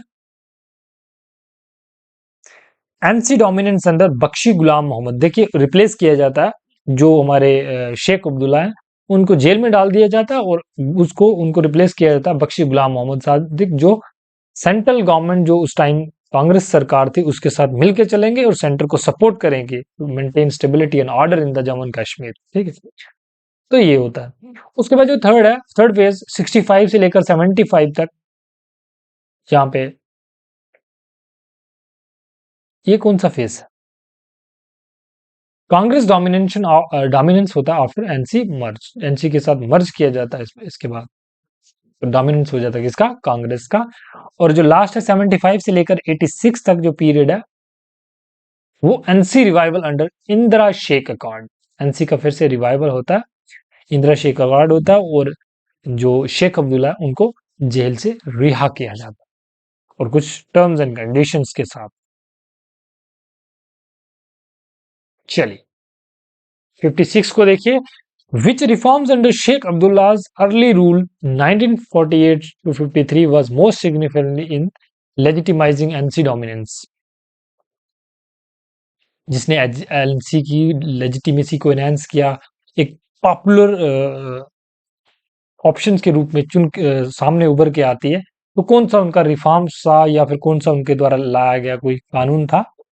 तो right answer is option number B जो है सही है, the abolition of big states act, जो बड़े जमींदार हैं उनको हटाया गया और लैंड्स का रीडिस्ट्रीब्यूशन करके लैंड को, जो लैंड टू द टिलर जो मूवमेंट है वो चलाएगी और लोगों में जो है लैंड्स का रीडिस्ट्रीब्यूशन हुआ, फार्मर्स को लैंड्स देगी और इससे जो है उनका एक बड़ा बेस जो है यहाँ पे जम्मू कश्मीर में तैयार हो पाता है एनसी का, तो लेजिटिमेसी अचीव होती है इस एक्शन से। 47 को देखिए, the Indira Sheikh accord of 1975 symbolised, बताइए इंदिरा शेख अकॉर्ड को लेकर क्वेश्चन है, तो right answer is option number C जो है सही है, political compromise where Sheikh accepted J and K accessions, full accessions यहाँ पे अडॉप्ट करते हैं in return for limited autonomy, इनको लिमिटेड ऑटोनॉमी दी जाती है, एंड रिवाइवल ऑफ एनसी, और दूसरी तरफ एनसी का रिवाइवल होता है, फिर से पुनः इसको मेन स्ट्रीम में लाया जाता है एनसी को, दोनों में एक्सचेंज होता है कुछ कंडीशंस का। विच of the following consequences of 1987 elections most directly mark the decline of one party dominance in J&K, किस इवेंट से या फिर किसका ये कॉन्सिक्वेंसेस था जहां पे वन पार्टी का डोमिनेंस जो वो एंड हो जाता है? तो right answer is option number C जो है वो सही है, द रिग 1987, जो माल प्रैक्टिसेस होती है in the elections of 1987 against MUF and this against MUF discredited NC Congress को डिस्क्रेडिट किया जाता है and delegitimise democratic process and drove youth towards militancy, इस एक्शन ने जो है सरकार के इन कार्यों ने जो है यूथ को ये मतलब मिलिटेंसी की ओर आकर्षित करने के लिए एक बड़ा कारण रहा है। This ended the face of one party, यहाँ पे वन पार्टी का डोमिनेंस खत्म हो जाता है और कुछ इंस्टेबिलिटी सी जम्मू कश्मीर में आ जाती है 89 से लेकर जो मिलिटेंट और अप टू 1999 तक जो है काफी ज्यादा चलती है। Consider the following statements about the cause of one party dominance in JNK, क्या कारण था? तो राइट आंसर रहने वाला ऑप्शन नंबर ए जो है वो सही है, 1, 2 एंड 3 जो है सही है। पॉपुलर लेजिटिमेसी थी due to the act of big landed states act जो है, प्रिज्मेटिक लीडरशिप थी किसकी, शेख अब्दुल्ला की, and sustain support from Indian National Congress से, सेंट्रल गवर्नमेंट से जो है इसको इनको सपोर्ट मिल रही थी। Regular free and fair election, no free और फेयर इलेक्शंस नहीं हो रहे थे, इलेक्शंस में जो अपने डोमिनेंस वर्चस्व को मजबूत करने के लिए इन फेयर अनफेयर प्रैक्टिसेस को भी अडॉप्ट किया जाता रहा, तो इससे जो है यूथ खिलाफ होकर जो है मिलिटेंसी की राह पे चल पड़ा। 60 को देखिए, the transition from one party dominance to coalition, देखिए हमारी जो कल्चर था वो कश्मीरियत वर्ड आपने सुना होगा, तो कश्मीरियत जो है एक मतलब पीस और पीस को दर्शाता, हमारे कल्चरल को दर्शाता, तो हमारा कल्चर किस टाइप का, हम जो है प्लुरलिटी को, हमारे अंदर टॉलरेंस है, इस बात को दर्शाता है। लेकिन जब ये चीजें होती हैं, मिलिटेंसी होती है, तो उसके बाद जो है पूरी इंस्टेबिलिटी हो जाती है जम्मू कश्मीर में, तो ये सारा जो है सब खत्म हो जाता है। आज भी स्लोगन दिया जाता है कश्मीरियत, जमहूरियत एंड इंसानियत, ये बड़ी चीजें होती हैं किसी भी राज्य को, किसी भी यूटी को, किसी भी स्टेट को, उसमें स्टेबिलिटी लाने के लिए और उसमें डेवलपमेंट लाने के लिए, क्योंकि जब शांति होगी तभी बाहर से जो है इन्वेस्टमेंट आएगी, और जब इन्वेस्टमेंट आएगी तो डेवलपमेंट तभी संभव है। क्वेश्चन नंबर 60 देखिए, the transition from one party dominance to coalition politics in J&K was marked by, one party से कैसे कोलिशन पॉलिटिक्स में जाते हैं जम्मू कश्मीर में, कौन से इवेंट्स, तो बताइए। ए जो है वो सही रहने वाला है। दो 1987 rig triggered militancy, the real electoral end of dominance came with the rise of PDP in 1999 and the 2002 elections, which created a competition coalition system in J&K. चलिए 61 को देखिए, मैच द फॉलोइंग क्वेश्चन है, match कीजिए, बताइए कौन कौन से leader कौन सी पार्टी के साथ बिलोंग करते हैं। तो राइट आंसर रहने वाला ऑप्शन नंबर, वीडियो को पॉज कीजिए, आंसर दीजिए। Right answer is option number A जो है वो सही रहने वाला है। शेख अब्दुल्ला जो है वो एनसी के साथ बिलोंग करते हैं, मुफ्ती मोहम्मद सईद पीडीपी के साथ, गुलाम नबी आजाद कांग्रेस के साथ, आईएनसी के साथ, श्याम प्रसाद मुखर्जी जो है बीजेपी के साथ। चलिए आंसर भी आ चुका है, लेकिन अब बताइए आपको क्या करना है, फॉर्मेशन ऑफ पीडीपी, इसको क्रोनोलॉजी में अरेंज करना है। चलिए बताइए राइट आंसर क्या रहने वाला है। Right answer is option number B जो है सही है, 213। मतलब पहले इंदिरा शेख अकॉर्ड होता है, कब होता है, 1974 में, 75 में। पीडीपी फॉर्मेशन कब होती है, 1999 में। एनसी कांग्रेस कोलिशन गवर्नमेंट बनती है 2009 में, और बीजेपी पीडीपी अलायंस जो है 2015 में बनता है। तो ये इसकी करेक्ट क्रोनोलॉजी है। चलिए, विच of the following correctly reflect the ideological core of national conference eight the time of its foundation, जब इसका फाउंडेशन हुआ नेशनल कॉन्फ्रेंस, तो इसका आइडियोलॉजी क्या थी।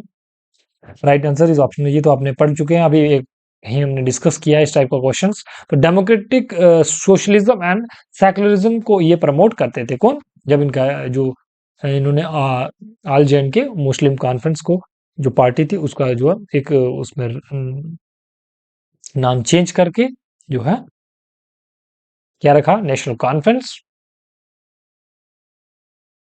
जहां पे नया कश्मीर का स्लोगन दिया गया। In which coalition did chief ministership rotation formula operation, कहां पे जो है चीफ मिनिस्टर्स एक कोलिशन सरकार में जो है रोटेट हुए, पहले एक पार्टी का चीफ मिनिस्टर रहा, फिर दूसरी का रहा। तो ऐसा कौन सा टाइम पीरियड रहा जम्मू कश्मीर हिस्ट्री में। तो right answer is option number B जो है सही है।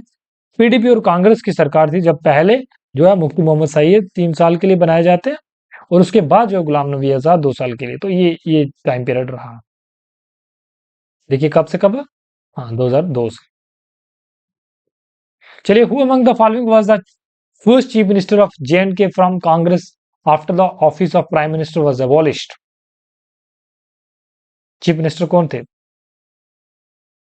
जब प्राइम मिनिस्टर अडॉप्ट, जो आपको पता ही है ना, वो अडॉप्ट जो प्राइम मिनिस्टर की जो पोस्ट थी उसको हटा के जो चीफ मिनिस्टर लाया गया और सदर रियासत की जगह गवर्नर। तो right answer is option number, तो तब चीफ मिनिस्टर सबसे पहले किसको बनाया, गुलाम मोहम्मद सादिक को। इसी तरीके का मिलता जुलता नाम है, इनका नाम है गुलाम मोहम्मद सादिक, और दूसरे हैं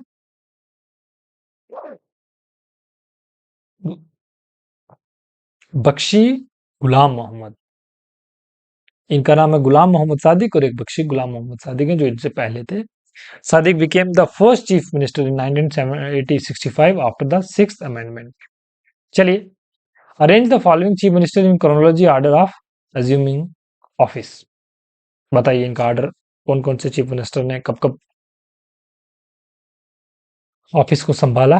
तो right answer is option number B जो है वो सही है, 2413। पहले शेख अब्दुल्ला आए हैं 1975 में, उसके बाद मुफ्ती मोहम्मद सैयद आए हैं, देन गुलाम नबी आजाद आए हैं, और देन उमर अब्दुल्ला 2009 में। चलिए 67 को देखिए, which of the following provisions regarding women's political rights in J before August 2019 was often seen as a discriminatory, ये डिस्क्रिमिनेटरी क्यों थे। Right answer is option number A जो है वो सही है, permanent residents women lost rights upon marrying non resident, जब J की कोई महिला बाहर किसी से शादी करती थी तो उसके राइट्स जो है उनसे छीन लिए जाते थे, फिर उसको कोई हक नहीं था यहाँ पे प्रॉपर्टी लेने का और प्रॉपर्टी रखने का, और उसके साथ साथ जो उसके बाकी राइट्स है वो भी ले लिए जाते थे। 68 को देखिए, द 1989 ये लोकल सेल्फ गवर्नमेंट को लेकर क्वेश्चन है, Panchayati Raj act initially lack which significant feature of the representation of women, कौन सा इनमें से फीचर जो है वो सही है। ऑप्शन नंबर डी जो सही है, mandatory 1/3 reservation in all tyres, all tyre में नहीं थी। 1988 act did not provide one third reservation for all women at all level, सभी लेवल पे नहीं थी। अनलाइक द जबकि जो नेशन में हमारा 73rd अमेंडमेंट एक्ट चल रहा था, तब वहां पे हर एक महिला को जो है 33% रिजर्वेशन दी जाती थी इन लोकल सेल्फ गवर्नमेंट। तो इसके बाद जो चेंजेस अभी लाई गई एब्रोगेशन ऑफ आर्टिकल 370 के बाद। 69 देखिए, which marginalised group in J gain full political rights including voting in assembly elections only after 2019। किसको जो है 2019 की जो असेंबली इलेक्शंस में वोटिंग डालेंगे, उनको पार्लियामेंट में पार्लियामेंट्री इलेक्शंस में वोट डालने का हक था, लेकिन असेंबली इलेक्शंस में नहीं था। कौन सी ऐसी कम्युनिटी है या फिर कास्ट है? तो right answer option number B जो है सही है, वेस्ट पाकिस्तान रिफ्यूजी जो है उनको नहीं था। उसके साथ साथ वाल्मीकि समाज और इन सभी को राइट नहीं था, उनको भी राइट दिए गए हैं। तो वेस्ट पाकिस्तान रिफ्यूजीज कौन से हो गए, मुझे कमेंट सेक्शन में बताइए। देखो तो आपकी नॉलेज कितनी है, नहीं पता तो आप सर्च कीजिए वेस्ट पाकिस्तान रिफ्यूजीज कौन से हो गए। रेफ्यूजीज भी काफी टाइप के थे। एक तो पीओके से जो आए थे, पाकिस्तान ऑक्युपाइड कश्मीर से, उनको तो नागरिकता दे दी गई थी, लेकिन जो वेस्ट पाकिस्तान से आए थे, द शेड्यूल और ईस्ट पाकिस्तान कौन सा, ये भी मुझे कमेंट सेक्शन में लिख के बताइए। The schedule tribes of Jammu and Kashmir such as Gujjars and Bakarwals were recognised constantly in which year? इनको रिकॉग्नाइज दिया शेड्यूल कास्ट का जो दर्जा दिया गया गुजर बकरवाल को, कब? Right answer is option number C जो है सही है, 1991 में दिया जाता, giving them political and social economic safeguard at part the national ST status. चलिए, which of the following combinations is correctly matched regarding marginalized group and primary political issues in J&K? correctly match इनमें से कौन सा?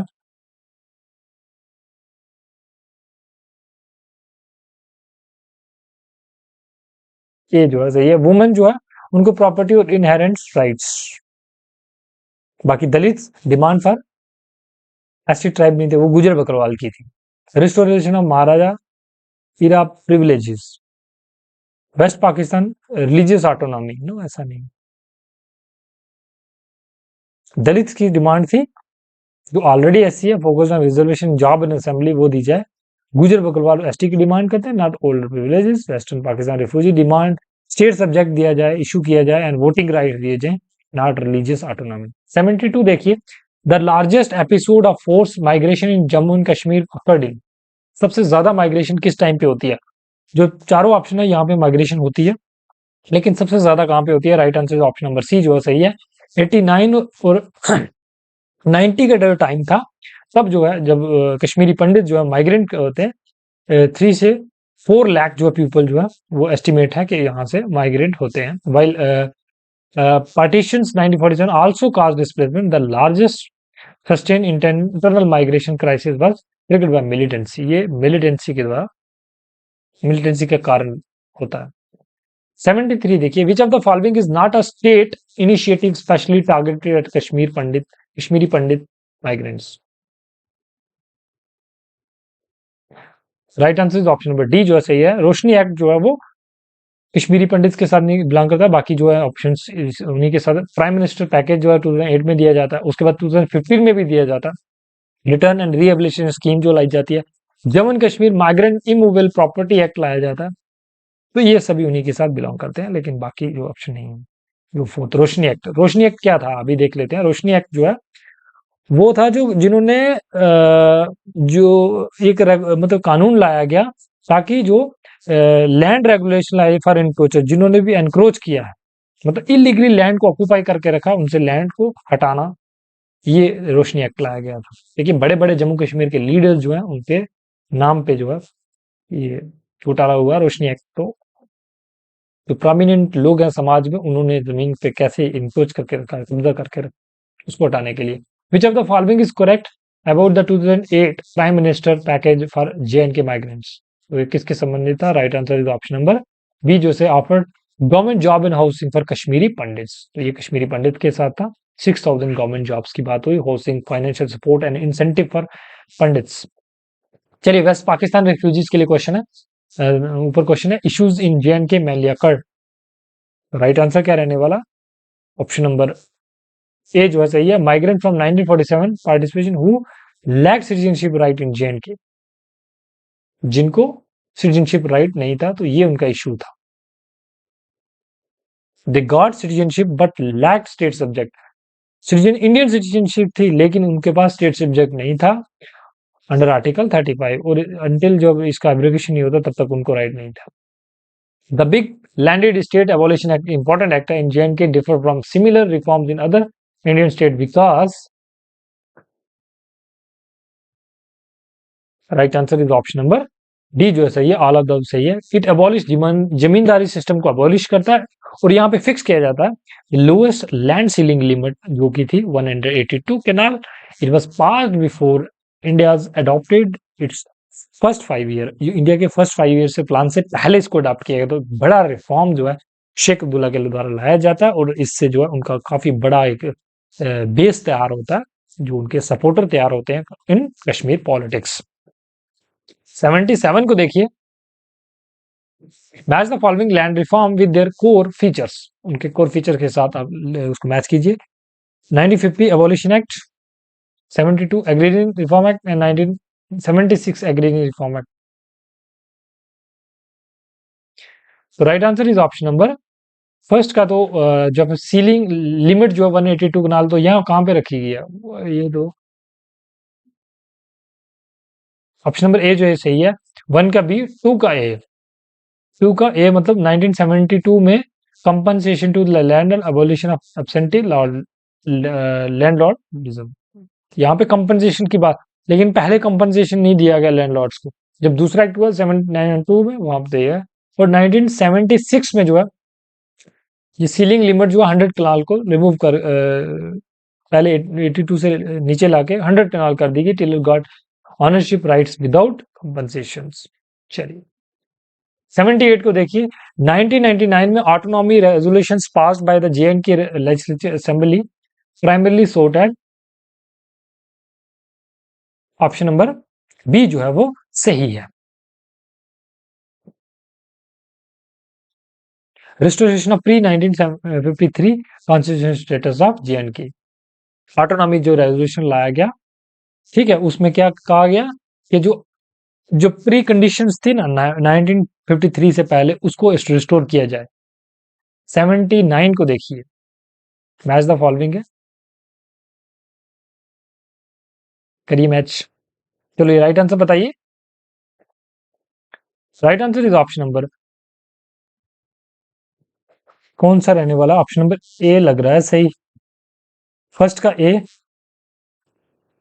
प्रजा परिषद तो एक विधान एक निशान एक प्रधान दिया था। 2 का सी, एनसी ऑटोनॉमी रेजोल्यूशंस, बिल्कुल ये 1990 में लाया गया था ताकि रिस्टोर किया जाए internal autonomy of J&K pre 1953 थे पहले की जो कंडीशंस थी। 3 का D, separation from Kashmir dominance, ये हाँ लद्दाख बुद्धिस्ट काउंसिल जो एसोसिएशन है उसका डिमांड था। और पीडीपी का सेल्फ रूल कंसेप्ट क्या कहता है, क्रॉस एलओसी कॉपरेशन होना चाहिए, पाकिस्तान से के साथ बातचीत होनी चाहिए और उस बातचीत से जो हल निकाला जाना चाहिए, ये पीडीपी की डिमांड थी।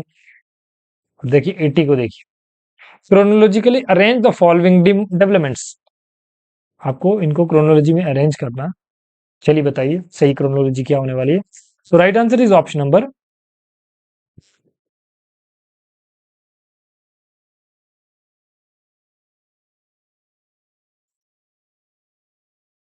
कौन सा सही रहने वाला है,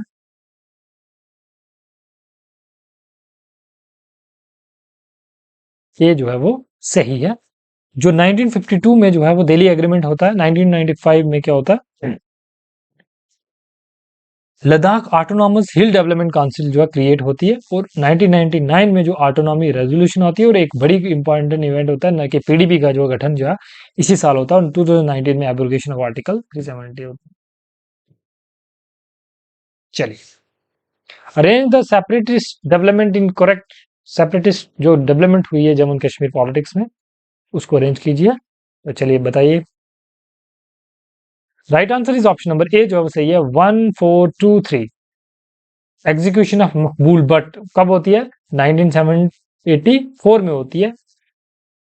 उसके बाद जो है formation of sorry creation of Hizbul Mujahideen 1989 में, जहां पे after the malpractices in the elections,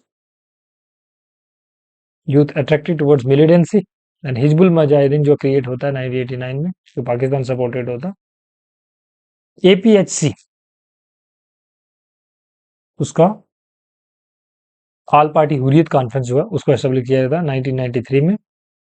बाद में इसका बाइफिकेशन होता है इन 2002। एक मीरवाज होते हैं और दूसरे गिलानी जो है वो दो ग्रुप में जो है बट जाता है।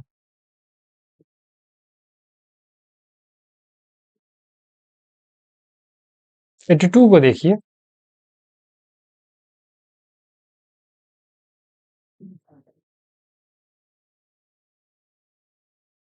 Right answer is option number A जो है वो सही है। गिलानी जो हुर्रियत को सपोर्ट करते थे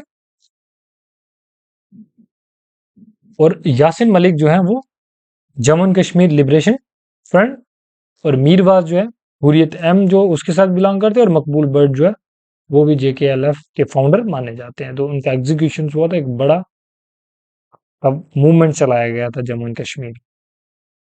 चलिए 83 को देखिए, which one of the following was not a part of the JNK reorganisation act. JNK reorganisation का इनमें से कौन सा पार्ट नहीं है, बताइए। सी जो है वो नहीं है। Creation of Ladakh as a UT with assembly, नहीं, यूटी विदाउट यूटी उसको एस्टेब्लिश किया गया। बाकी जो है प्रोविजंस है। बाइफर्केशन ऑफ यूटीज हुआ, दो यूटीज में बांटा गया स्टेट को। लेजिस्लेटिव असेंबली JNK के लिए रखा गया, और एबोलिशन ऑफ लेजिस्लेटिव काउंसिल को एबोलिश किया गया, बिल्कुल सही है। जो पोस्ट 370 आर्टिकल 370 को हटाने के बाद जो इंडस्ट्रियल डेवलपमेंट पॉलिसी लाएगी, वहां पे कितना पैकेज रखा गया, बताइए। राइट आंसर इज ऑप्शन, काफी इंपॉर्टेंट है। Right answer option number D जो है वो सही है। 28,400 जो है ये पैकेज रखा गया करोड़ का, और private and cooperative investment in JNK focusing on industry, IT and tourism पे फोकस किया गया। 85 को देखिए, after 2019 which of the following central laws was extended to JNK ensuring education as a fundamental right. कौन सा एक्ट इंप्लीमेंट करने के बाद जो राइट टू एजुकेशन जो है उसको हाँ एक्सटेंड किया गया, तो कौन सा एक्ट है राइट टू एजुकेशन, कौन सा? ऑप्शन नंबर ए जो है वो सही है। RTE एक्ट 2019 को जो है एक्सटेंड किया जाता है जम्मू एंड कश्मीर तक। Universal access to free and compulsory education जो बाकी देश के स्टेट्स में लागू था, उसको भी यहाँ पे लागू किया गया। चलिए, arrange the following presidential order chronologically, आपको इनको क्रोनोलॉजिकली अरेंज करना है, तो बताइए राइट आंसर क्या रहने वाला है। एबोलिशन ऑफ सदर रियासत 1965, citizenship and fundamental right extended, ये पहले के ऑर्डर में है। और CBI ज्यूरिडिक्शन एक्सटेंड,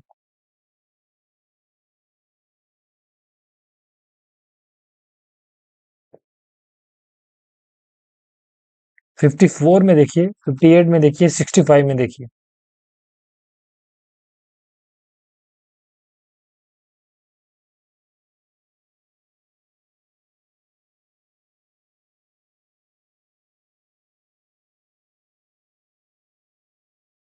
तो ये थे आज के 86 क्वेश्चंस, जिसमें हमने कोशिश की है कि सभी यूनिट्स को कवर किया गया, और एक एक करके डिटेल में जो भी एक्सपेक्टेड MCQs हो सकते थे एग्जाम पॉइंट ऑफ व्यू से, उस इस वीडियो में उसको इस सेशन मैराथन सेशन में कवर करने का प्रयास किया होगा।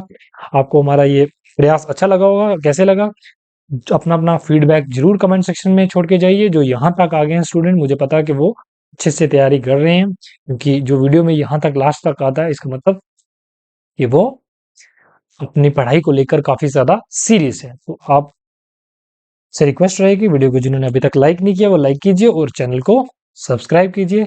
Thanks for watching, stay tuned with the channel, till next video.